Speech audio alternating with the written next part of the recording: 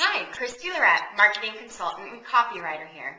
Today we're going to be talking about creating a game plan for your social media marketing efforts. So entering the realm of social media marketing for your business requires a very strategic game plan, as is the case with any marketing effort or initiative that you take on. So before you jump in with both feet, take a step back and first enter the world of social media marketing with a plan that you can use as a guide that walks you through the entire process. These written plans help to put things in perspective and make sure that you're approaching your social media marketing for your business at the right angle. So the first step to putting this game plan together is to choose the channels that you're going to disseminate this information on and engage in. So you're probably going to pick traditional outlets such as Facebook, Twitter, and LinkedIn, but you may also want to look into some industry-specific networks that cater directly to the business that you're involved in. And after you've chosen some of the channels that you want to start out with social media marketing, then you're going to start putting together how you're going to utilize these outlets.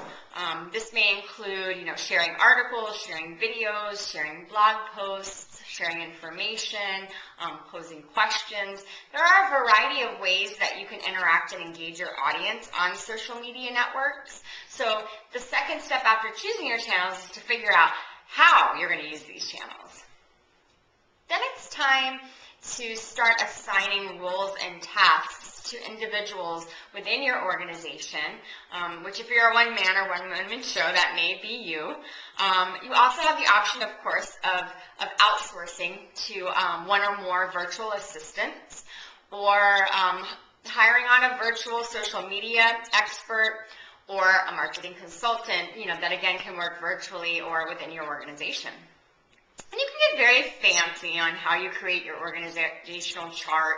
You can draw out a chart and you can assign names and roles and tasks. But it's also very important to make sure that you're assigning deadlines and dates for each of the tasks and roles to be completed.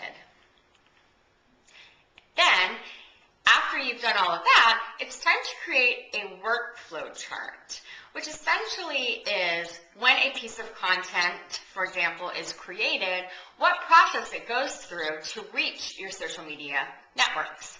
So, for example, when you write an article or you write a blog post, the next step or stop in the workflow process may be to then feed that article or blog post into your Twitter and Facebook accounts. Another example might be a press release. After you write a press release, the workflow process may then take it to be posted on your business website, and then you may tweet about it on Twitter.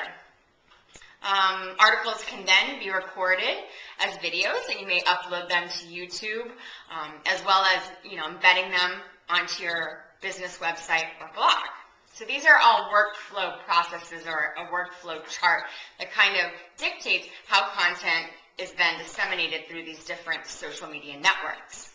And finally, the last final part, and probably one of the most important parts of your game plan for strategic social media marketing, is a measurement process. So you have to be able to measure how successful your social media marketing efforts have been. So with each of your marketing channels, you're going to want to measure the results within those channels independently. So some of the ways that you can determine and measure, how successful a campaign has been is you may see an increase, a decrease, or kind of a flat line approach to how many followers you've had. And another way is to measure engagement.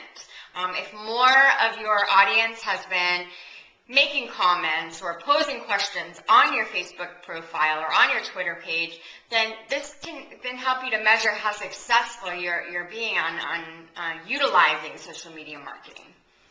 Now, if you're finding that your social media marketing efforts are not netting the results that you hoped, it is typically because you did not have a strategic plan in place that you actually followed, and you did not measure to see how successful a certain workflow took you to, or how much of a failure it was.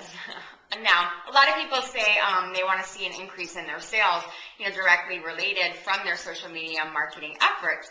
And an increase in sales is more of an indirect result of your social media marketing. It's not something you tend to see as a direct result, but as you build credibility and you build your context and your interaction with your audience, you will see a natural increase in your sales or in the number of visitors coming to your site, etc. So that's how you put together a strategic plan for your social media marketing efforts. I'm Christy Lorette. Till next time.